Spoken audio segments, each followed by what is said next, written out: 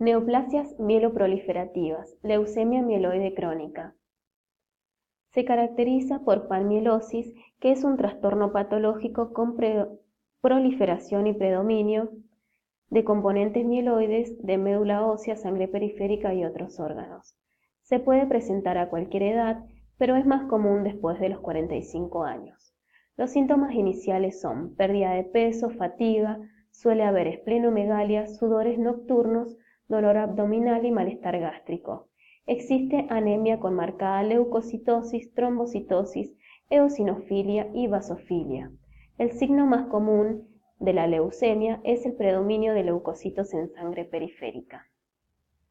Las características celulares y anomalías cromosómicas suelen presentarse. La fosfatasa alcalina leucocitaria por lo general va a predisponerse a tener un valor a 0. El cromosoma Filadelfia posee una traslocación del brazo largo. Este cromosoma está presente en casi todos los casos de leucemia mieloide crónica. Se presenta una traslocación BCR-ABL con anomalía molecular que genera la leucemia. La proteína que genera esta traslocación es una tirosina sinasa activa. El tratamiento depende de factores como la edad, fase de la enfermedad y disponibilidad del donante compatible.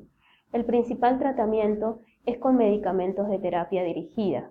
Algunos pacientes podrían necesitar otros tratamientos como interferones, quimioterapia, radioterapia, cirugía y trasplante de células madres. La policitemia vera se expresa más común con panmielosis de médula ósea, aumentos de eritrocitos, granulocitos y plaquetas en sangre periférica con esplenomegalia. La hipótesis clonal para la policitemia vera se apoya en estudios moleculares de polimorfismo de longitud del fragmento de restricción, ADN ligado al cromosoma X, que muestra un patrón de inactivación monoclonal del cromosoma X en casi todos los elementos celulares de la sangre. Poseen sensibilidad a la eritropoyetina para el crecimiento celular. La eritropoyetina estimula el crecimiento de las células progenitoras. El diagnóstico incluye la masa eritrocitaria. Los pacientes suelen presentar esplenomegalia progresiva, vaso palpable, hiperesplenismo, vaso grande con hiperplasia de médula ósea, trombocitosis, leucocitosis, aumento de las enzimas como la fosfatasa alcalina y la vitamina B12 sérica. Pruebas genéticas para la mutación del gen JAK2B617F.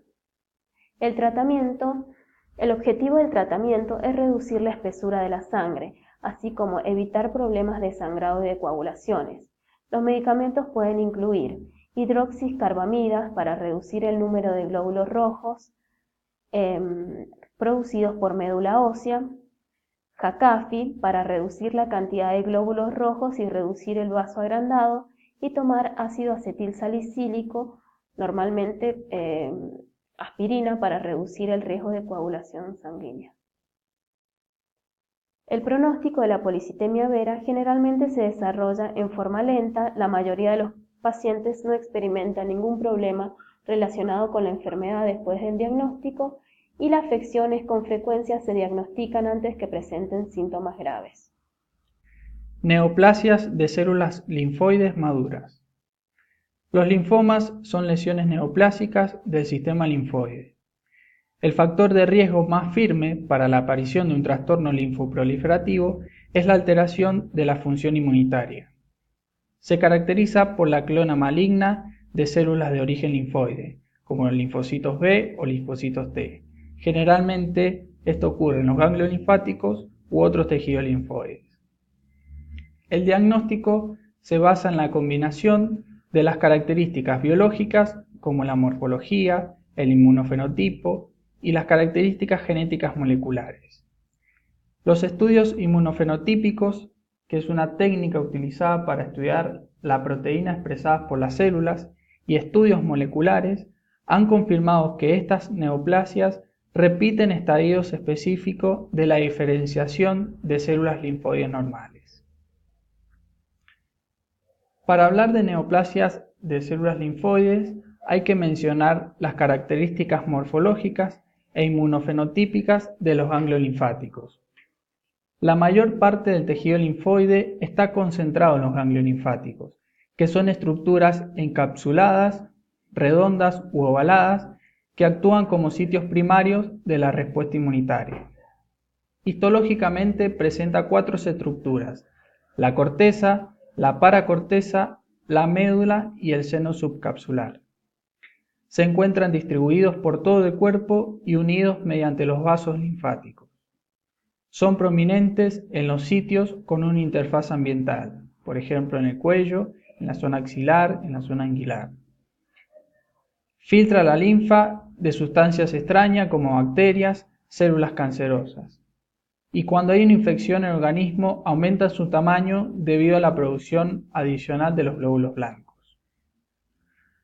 Los linfomas se distinguen numerosos subtipos sobre la base de la morfología, el inmunofenotipo, la genética molecular y las características clínicas. Ciertas infecciones bacterianas y también virales, como por ejemplo la mononucleosis infecciosa, que es causada por el virus Epstein-Barr, generan casi el 75% de los linfomas. La exposición a productos químicos, como por ejemplo el benceno, herbicidas, pueden predisponer a las neoplasias linfoides. La inmunodeficiencia, por ejemplo la causada por infección del HIV o adquirida en trasplantes de órganos, pueden generar linfomas. Y las enfermedades autoinmunes, como por ejemplo la artritis reumatoidea, el lupus eritematoso. Dentro de la clasificación de linfomas encontramos 2 grandes grupos, los linfomas de Hodgkin y los linfomas de no-Hodgkin. Los linfomas de Hodgkin se clasifican a su vez en linfomas nodulares y el clásico. Dentro del linfoma no-Hodgkin encontramos subtipos, dependiendo de las células que ataque, es decir, si ataca las células precursoras, encontramos linfomas de células T, linfomas de células B. Si ataca las células maduras, encontramos neoplasia de células B o neoplasia de células T. El más común en este caso son las células B, como el linfoma de Burkitt. El linfoma de Hodgkin es más frecuente en hombres que en mujeres y su incidencia prevalece en individuos jóvenes entre los 15 y 40 años. La presentación típica es por una adenopatía indolora, habitualmente cervical. Los síntomas sistémicos incluyen dificultad para respirar, aumento de las amígdalas, dolor de cabeza, fiebre, bajo peso, sudoración profusa y prurito, y puede haber tanto hepato como esplenomegalia. Dentro de la clasificación histológica, en el linfoma de Hodgkin clásico encontramos que se caracteriza por una tumuración compuesta por células de Rett-Steinberg y sus variantes, células de Hodgkin, sobre un fondo de linfocitos pequeños, eosinófilos, neutrófilos y células plasmáticas. Se divide en 4 subtipos: predominio linfocitario nodular y difuso, esclerosis nodular, celularidad mixta y depresión linfocitaria. Todos estos subtipos presentan la característica de las células de Rett-Steinberg, que son linfocitos grandes y anormales que pueden contener más de un núcleo. El otro clasificación del linfoma de Hodgkin son los nodulares con predominio linfocítico, que es una neoplasia de las células B compuesta por células neoplásicas relativamente raras, que son células linfocíticas e histocíticas o con forma de palomita de maíz, como se observan acá en la imagen. Es rara la linfadenopatía mediastínica, es decir, los ganglios linfáticos inflamados en el tórax, pero suelen afectar a casi todos los ganglios linfáticos periféricos. Si la enfermedad se diagnostica en edad temprana, el pronóstico es excelente, con tasa de supervivencia del 80 al 90%. Dentro del laboratorio, es decir, en los estudios de laboratorio, podemos encontrar anemia normocítica normocrómica, puede existir leucocitosis granulocítica, eritrosedimentación elevada, función hepática que puede estar alterada, la láctico deshidrogenasa elevada, puede ser pronóstica y también es útil en el seguimiento. Y también encontramos frotis leucoeritroblástico, que son células con anomalías es decir, mielocitos con otros granulocitos primitivos, eritrocitos nucleados, y esto se debe a la invasión de un tumor en la médula ósea.